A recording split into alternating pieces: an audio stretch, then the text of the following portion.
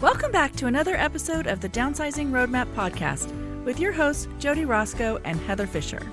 We're talking about all things downsizing, from our own experiences with clients to guest experts. Let's make downsizing easier, one conversation at a time. Hi, welcome to Downsizing Roadmap podcast. The big three that we're talking about today. Dun, dun, dun. Yes. The ones we all avoid. The ones with all the stuff. Yes. The biggest to tackle. We're talking today the garage, the basement, and the attic. Some of us have all three. Yeah. Some, you might not have all three, but I think we're going to talk about them in the way they tend to function. And you're going to have similar spaces in your home that match these three categories. Might be a storage shed, might be a storage unit. Yes, I had both of those written. Yes. Still guilty of that one, working on it myself. But yeah, we're going to talk about, how those become kind of giant clutter traps filled with big bulky items and things you don't touch on a day-to-day basis, and how we can get through them, tackle them, and finally get to the other side of letting them be a burden. Yeah. I'm Jody Roscoe. I'm Heather Fisher. I think that they're really just giant receptacles of decisions that we haven't made. Yes. They're procrastination of the decisions, or thinking I might need that someday, or I don't know what to do with this right now, so I'm going to put it in the storage space, and we then let dust get on it and have it be forgotten, out of sight, out of mind. And then if you continue to do that, you just end up with a space that just is so overwhelming. You're like, I just don't even know how to deal with all of that. And so, yeah, our favorite Jerry Seinfeld video. Oh, it's so funny. I can't not hear it in my head now that garage sounds a lot like garbage, right. and I think that it starts out maybe ever, maybe not, but a little bit organized and not too much, and then it's the place where you just put the things you don't know where they go. Yeah. So some of it may be an organizational problem. And some of it may be like you just literally don't have the space to keep things. But if that's the case, then you have too many things for where you're living. And so if you can't keep it inside the house, number one, is it out there because you don't really need it anymore, but you aren't letting it go? Or is it outside the house because you don't have enough storage inside the house, and there's some things in the storage that's inside the house that needs to go away so that you can bring it in? But Jerry Seinfeld says, once it goes out, it never comes back in. Right.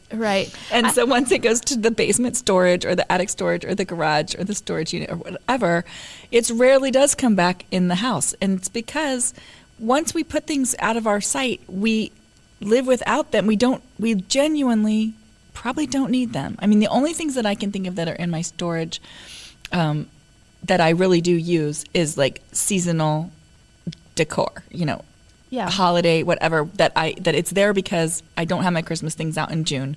And so it's okay for it to be there because I will be using it. But if you aren't putting all your holiday things out, think on that. But otherwise, you aren't. It's not a part of your life. It's not becoming part of your memories. It's not a part of your legacy.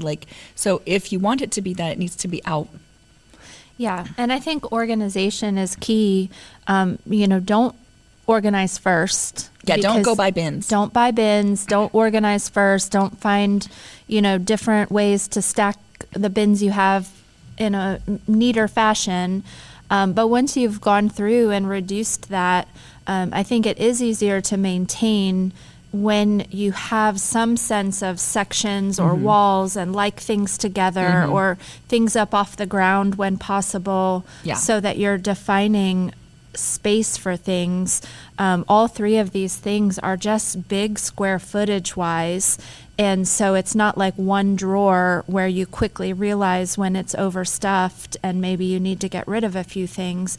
It's a big open space, and it gets to the point of overstuffed a long way down the road because it's just so much stuff, and then it's overwhelming. Right. And it holds the highest concentration of all of our stuff in our house because it's packed in there. It that's why it feels overwhelming. That's why Yeah. these are like, ugh, Yeah. the garage, or whatever, because it holds the most stuff per square foot, Yeah. of things. Yeah, absolutely. Absolutely. So they also feel impossible, I think, because you kind of fill them up from the back forward. Yeah. And you don't, I don't know, growing up and then in the house I was in for a long time, you kind of get to the bottom of the steps and you finally got whatever it was to the bottom of the basement steps and you just set it down. Yeah. You don't go find that area where you're going to keep it and you think, I'll organize that later or I'll put that up on the shelf later. Yeah. And it becomes, because it's not a path you're walking through all the time. I think attics that way too. You don't really want to go further than that opening. So you put the first thing up there and then the next thing pushes that back and pushes it back and you're not really organizing it. Yeah. So, I mean, feeling impossible, there's so many reasons. One is it ends up being so many different kinds of things, right? There's paperwork down there. There's your kids' toys down there. There's all kinds of, there's holiday decor, there's paint, there's, There's so many things of random shapes too. It's not things that easily pack in a box. Correct. In a lot of cases. It's appliances and sports equipment and exercise equipment and all kinds of things that are heavy and bulky and random shapes, and so it doesn't organize neatly and nicely. Right. So, and it holds things, your identity things, right? Like, you put it down there because it meant something to you, but you don't want it in your main room, but so that's a message actually to yourself. So think on that. It means something to you, but not enough to you that you want to look at it all the time. Hard truths, folks. Yep, we're going to spit out the hard truths. And so that means there's probably some guilt attached to it or something attached to it where you feel like you shouldn't get rid of it, not because you love it so much that you have it out. That often happens with hobby and activity items too. You maybe move them to the basement or the back corner of a garage or the attic because you're not quite doing it at the same level, or you've gotten new equipment and haven't gotten rid of the old and you're keeping that. Well, maybe I'll need that. And then time passes and all of those questions are answered. Like, no, you're not interested in that hobby anymore, but you didn't make that original decision and never circled back to make that final decision and move it out of the house. Yeah, I think the layer of dust on it, the amount of dust probably tells you when it was last used and whether you're actually, using it. So you have to kind of be honest with yourself. This episode's let's be honest with ourselves. So, why are we keeping that stuff? So I think you get a lot of decision fatigue in these areas because everything is so different and everything needs different thought processes, right? What you're doing with your paperwork is not the same as what you're doing with your holiday decorations and your kids, toys and your pictures and your whatever else is all down there. And so every box or area that you kind of uncover, if it's your basement or in your garage, if it's sports equipment, all the things, like, it's all different, right? There's tools, there's sports equipment, there's things for the car, there's things that you don't use and you just stuck out there. Yeah. Well, and there's a layer of the invisibility trap that some of these areas you don't go to daily, and so it doesn't become an urgent need to make your daily life better. It's a distant, I should clean out the garage, or I know there's things in the attic that I should have someone take away, but it doesn't have that urgency because you're not seeing it or walking through it every day. It's just kind of pushed to the corners or filling up a space that you just shut the door and for basements and visit. attics and storage areas, that's so true. For your garage, though, if you're trying to park in there and you're squeezing your car in between all the stuff, you are feeling the weight of that. Even if you don't realize it, you are feeling the weight of that daily. And if you can't even get into the garage, that's a whole nother hardship, especially depending on where you are in the country. If it's cold and it's snowing or icy this morning, there was ice on the windshield. Like if your car was in the garage, you wouldn't have that. If your car is outside the garage, you are having that. And so those are choices that you're making, sometimes even safety choices, honestly, of, not parking it in the garage and using that as a storage space. And I will say, we might say this later again too, but it's not a good place to store things. It's wet. It's not temperature controlled. Yeah, it's not temperature controlled. There's often little vermin, like little mice and whatever that get in it. So if you have put things out there to keep them, it's not a good place to keep them in good condition. Well, yeah, and back to that safety, if you've just been accumulating things by piling on top of other things, those stacks of boxes might not be on proper shelves, or things too heavy, too high. All of that can just add up to not a great situation that's hard to handle later on. Right.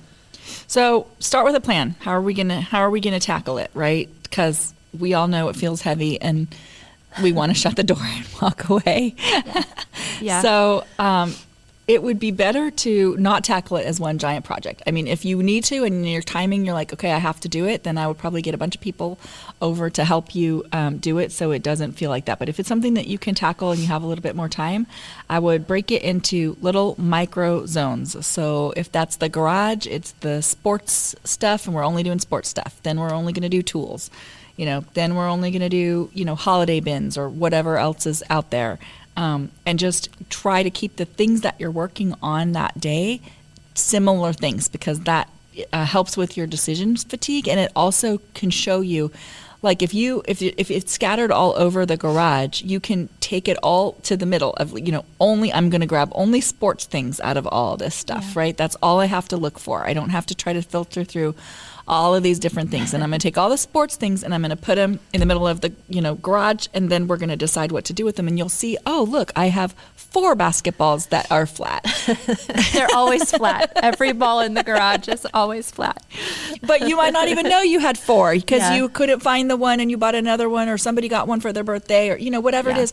So when you take all of the same like things and you put them together, then you can make better choices. And it's easier to make the choices than if you're just going around and picking one thing and then something totally different category and then something totally different category. Your brain is like, I can't do this. Yeah, it's back to that this or that. We've talked about plenty of times when you have, 5 or 6 of something, you can pick the best 2 and get rid of the rest. But if you're looking at each one on its own merit at different times, you're making a decision. You might end up keeping all 5 because you've already even forgotten that you just said yes to the other one. Right. So you really need to gather it together and pick the best of the best. Yeah. Yeah. And so same in the basement or whatever storage area you have, attic for that. But you might have memory boxes. You might have bins of the kids' old clothes or toys. You might have appliances that you don't use as often or never that you think you're going to use. Ice cream maker. I think if you're finding a lot of the things in these spaces are just household overflow, that if you had more room inside, they would logically be stored inside, then that's an indication. Maybe, there's different amounts of storage at every house. Sometimes the garage or somewhere else is the best storage spot. But if it's just because you already have, 2 toasters upstairs and you've come across a third and it's just overflow, let's start getting rid of that as well. Yeah. And some of it might be extra paper towels or extra toilet paper or whatever. And so that's okay. Like figure out what the amount is that you need to feel safe and comfortable after COVID.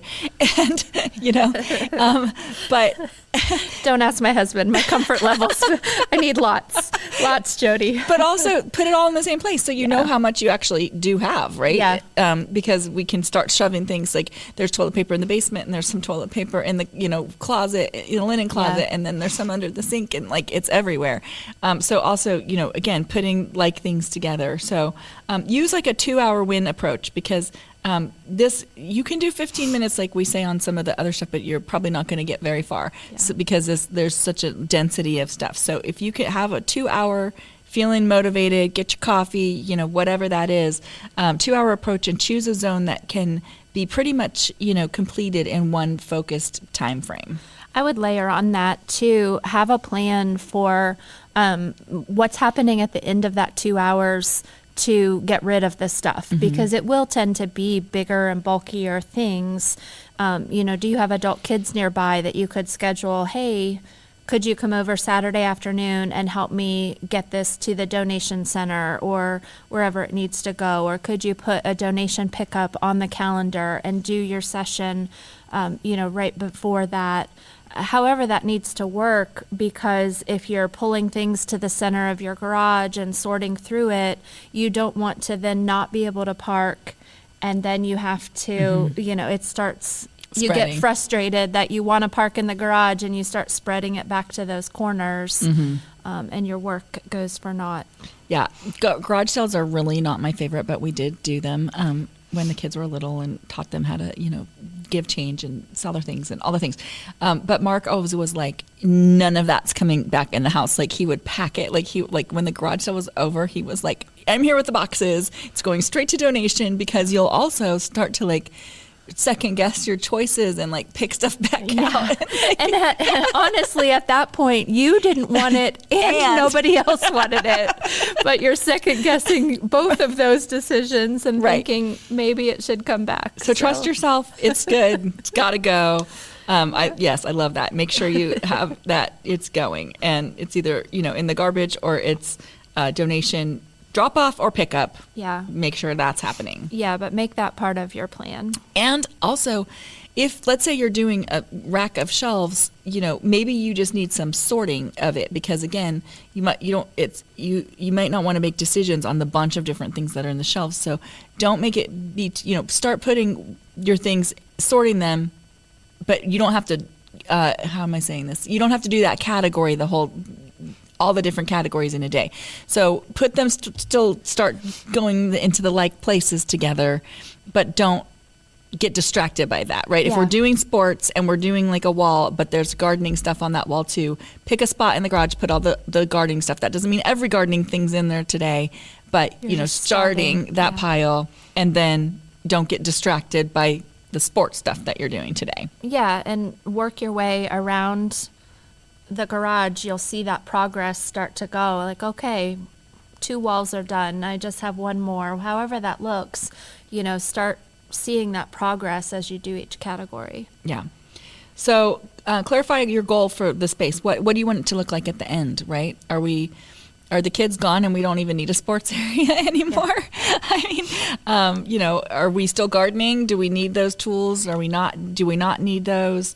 Do you need a workspace? Do you need better storage? Do you actually need to keep your holiday stuff out in the garage because that's the only place for it, and we need some better shelves and bins for it? It's okay once you've actually, we don't want you to buy all the bins before you start putting everything in a bin.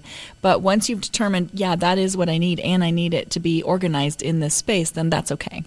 I think these spaces too are spaces that don't naturally have furniture or cabinets or things like that. So you can really make it easier once you've condensed it down by getting things up off the floor. And, any of the big box stores will, sell things you can have attached to the wall to have rakes and brooms and all of that up off the floor. And then once that happens, it's much easier to notice when things start creeping again. You have a spot for everything, and then if there's not a spot, you don't want to clutter up the corners and the floor again. Right. So while you're doing this, you might get hit with some emotional bombs. Yeah. Right? Because we put a lot of stuff that we feel attached to, but we don't really want to make decisions on in these storage areas. And so that might be your kids' artwork or old furniture, souvenirs that represent different times in your life. Yeah. Someday guilt projects. I started that project woodworking, you were going to strip your dresser, you were going to, whatever that is, half finished crafts, exercise equipment that you were going to use and you don't. But then you feel terrible that you haven't done what you promised yourself you were going to do. So then you just keep it. So again, we're going to be brutally honest with ourselves in these. Like if you have not used it, you're probably not going to unless you have some really true plan to create a habit around that thing. And then it shouldn't be in the storage. It should be somewhere where you're going to use it. So, yeah. And I think it's okay to enjoy the discovery of a box of something random that's a nostalgia item and take that time and look and, tell the story if there's someone else there with you, but then it can still go. Yeah. And if it's like, let's say it's your photos, I would just put those all in one place. And then maybe you have a family day where you have dinner and everybody looks through the photos, or, you don't have to, you can get derailed easily in your 2 hours by finding a photo box and sitting down and looking through the photo box and, not necessarily getting through the things. And it's still getting through them. But are you doing that in a purposeful way, or are you just kind of reminiscing and then you're putting them all back and you still have the exact same situation that you had 2 hours ago? So exactly. So I think that we just have to realize, are these things, again, about the life that you're building? Are they part of your legacy? Are they just things that are down there because you didn't make a decision on them at some point in your life and that time has passed and you don't need them anymore? Are they down there because they were your mom's and now you don't know what to do with them? You don't love them. You feel guilty. I think you can get some clarity for yourself before you even start by trying to think through what is in the basement, what is in the attic. And if you're discovering things that you didn't even know were there, and then you're feeling a sudden need to keep them, being honest with yourself of, I didn't even know I owned this anymore before I started. Right. Can give some clarity around that. Because remember that I own it and I'm responsible for it. It's going to kick in when you see it. Yeah. And so knowing that you haven't looked at it for, we've had clients who've moved like 10 years ago. And when they go to move again, they're like, oh, those boxes we never even opened from our move from before. That is many people. That is not like one person. That is many people that have 3 or 4 boxes that they never did open from when they moved. And they probably don't need that stuff. So, you can look at it just to make sure it's not, $100, $500 in there or something. But I'm sure it's not. I'm sure it's just things that you don't need. And if you're brave enough, you really don't need to look. Yeah. You really don't. Yeah, you probably have an idea of what it is, and you just haven't used it. Yeah. You don't need it. Yeah. If there was something really valuable, you would have been looking for it. Mm-hmm. So remembering it between the 10 years that you did. Yeah, it might be better to go with that maybe box theory. Yes. If I haven't needed it, I can let it go. Right. So garage, it's function first, right? Garages are for parking your car. That is what garages are for.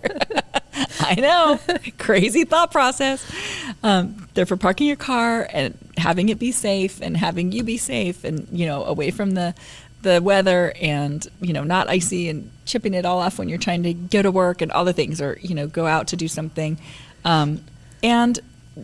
And then they're also for, maybe garden tools, things that if you have a shed, maybe that's what you have, where you have that. But if you don't, your mower, if you mow, those kind of things. That's pretty much all that needs to be in the garage. I mean, if you have a little work area there of tools, that can be in the garage.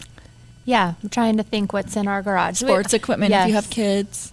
I've always parked in the I've always, I've had clutter in different areas, but I've always been able to park. I think we have not a lot, garden rakes and shovels and things and bikes. Yep, bikes. And, there's a lot of space usually up. Yeah. So if you can get that stuff up out of the way, that's great. Yeah, vertical storage is good. Hooks, pegs, shelves. Yeah. If you get to a place where you're like, I ride my bike and be honest, if you don't ride your bike, Maybe it's time for the bike to go. But if you do ride your bike, there's some great things that you can get at your local big box store, that will hold the tire of the bike so you can put it up, or pull the bike up. Like there's some great storage things for that. Our golf clubs, I think, were out there, although Ryan, I think, keeps them now in his room because he doesn't want them to be cold because, again, it's not the best place to store things if you want to keep them nice. Yeah. Some cabinets, if you've got we have fertilizer and different plant food and that kind of stuff out there. But if you can organize that on shelves and things together in a cabinet, they sell freestanding little cabinets you can buy just to kind of keep it feeling neat and tidy when you pull in at the end of each day. It's like coming home to your bed being made. Like you're not coming into chaos, you're coming into everything in its place. Which you don't think bothers you, but when you get it cleaned, you will realize it did bother you and it was heavy and it irritated you as you walked in, and it causes a little chaos in your brain every time. Yeah. Basements or storage areas usually hold sentimental stuff. Things that you've been given that you or that you've outgrown, but you weren't ready to let go of them. And so be ready to just spend some extra time in there, reminiscing through whatever. And sometimes you can look at those things and reminisce and let them go. And sometimes you're like, nope, this is really part of my past and, whatever. And give yourself, 1 or 2 bins for your memory, whatever. Give yourself a limit, because every time we do give the limit, then it's easier for you to make decisions about it, right? Yeah. This or that, because it's not all fitting in that box. So what is it that I can keep? That really, it helps you determine what's really important. Yeah, you're not making a yes or no on each item on its own. You're ranking what is what are the things that fit into this parameter I gave myself, whether that's predefining what categories you want to honor as part of your legacy, or if it's, 1 bin per kid of their school memories, if it's, 4 bins for holidays and, no more than that. You're giving yourself a boundary to fit inside, and it makes those decisions easier because it doesn't mean you don't love or didn't love the things you give away. It just means you loved something else more. Right. It just helps you figure out what you love the most. Mm-hmm. Yeah. Mm-hmm. And then if you have old paperwork, you have expired pantry items, you have, outdated appliances, like you got the new toaster and you put the old toaster in the basement instead of giving it away right away, whatever. All of that stuff, easy decisions to let that stuff go. And Easter's on its way, right? Spring is coming. So I'm switching out my holiday. So just like we did a Christmas one. And if you want to go listen to that one about what to do with your holiday stuff, same for any of the holiday or even spring, fall. If you are somebody who changes out your decor a little bit, make sure that you're emptying out those bins entirely, and whatever's still left in the bottom of those bins is something you don't want to put out, then it's time to let that go. Yeah, for sure. I think that the other thing to be aware of is that oftentimes we put collections down there, and then time goes by, and when you put it down there, it might have had more value or more perceived value, and then markets change, times change, what had some value may not. So if you're just keeping something because you always have, it's a collection of fill in the blank, check on that value. There's estate sale people that could help tell you whether it's something sellable or, something worth preserving for your family because of the monetary value. But don't fool yourself. Some of those things have just changed and they're not as valuable as they once were. Yeah, the antiques market, unfortunately, has gone down. I think there's a slight resurgence of people who don't want things to be wasted or wasteful, and they're starting to kind of, thrift a little bit. But the amount of things that we have, it's not it's not researched in a way that's to equal to the amount of things that we have. So, Yeah. and really it doesn't matter. Like if you end up letting it go somewhere, the person who wants it will find it, and it's okay that it isn't you. You don't need to keep it and steward it and, usher it through Yeah. any further if all you're doing is leaving it in a box in a storage area. Yeah, exactly. So, talking about the attics, I've never been an attic storage person myself. Well, I told you my attic story. Yes. I can tell you briefly again. So we were moving, and I thought we were done, and then I realized there was some stuff up in the attic, and I was so annoyed because, like, I was mad at myself for having shoved stuff up there, and I'm bringing stuff down, like, why is this? I don't want this. Why is it up here? I don't want it. And when you are on a deadline like that, it actually does make you see it more clearly too. Like, I only have this hour, and this is the stuff I'm dealing with, meaning I don't want it, right? And so, but also it's hot up in the attic. And so things, again, not a good place to store photos, or candles will melt. Like, I mean, it's not a good place. Stuffed animals, electronics, like it's not a safe place to store that stuff. And again, if you are carrying it upstairs to the attic, it's probably not something you need, honestly. Like, and if it's paperwork that you think you need to keep for a certain amount of time, put that paperwork in a box, label the year that you can get rid of it if it's taxes or something like that, and then that year you can just take it and get it shredded, and you don't even have to open it or look at it. So just be a little bit organized about it. If you have to keep, we have to keep stuff for our business for 7 years, for our taxes and stuff. So there's some stuff you do have to keep. But I mean, when I cleaned up my mom's garage, there was like tax returns from 1972. And I see how that happens, because you keep it when you need to keep it, but then you never go back and look at it. And so then it just kind of accumulates and accumulates. So, but those papers in the garage were totally useless. They were damp, and, it wasn't not good. So. Yeah, when we cleaned out the attic at the house we just moved from, the condition of things that we pulled down, even if they would have been wanted at a time, it just was not stored properly and just deteriorated so much. Yeah, stuffed animals, like all of that stuff. Your kids can't get rid of them yet because, it's just that time. But they feel like they don't want them in the room, but they don't want them. But those, little mice love those. And, if it's humid and then it's cold, and it's not like it's leaking in there, but it's just not a good environment for that kind of stuff. So mold can grow and all of that. So, yeah, it's not designed to be the same as the interior rooms of your house. So it's just different. Yeah. So when you're disposing of things or donating things, some of it you do have to dispose of responsibly, right? So some of the chemicals and the paint, and if it's oil paint, and some of those things you have to be careful with. So and some of the electronics. Yeah. So you can. Most cities or counties, somewhere local to you, will have some kind of a hazardous waste drop-off. It looks different places. Some might be a free drop-off. Some might be a limited, you can only bring 5 paint cans at a time. There'll be limitations, but cities don't want all of that in the water system either. So there are places and ways to dispose of that. So that's just Googling hazardous, in your county or city, hazardous waste drop off or hazardous materials drop off. And usually it's a pretty simple process. Drive up in your car and unload it, or someone unloads it for you, and it's taken care of, and it's much better for the environment than just throwing it in your regular trash. Yeah.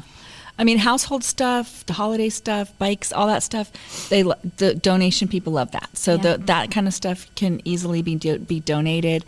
Think about if a person doesn't have a home, or, needs to fit up their house, anything, dishes, sheets, furniture, upholstered furniture, if it has any kind of stains, or, you can't do that. And beds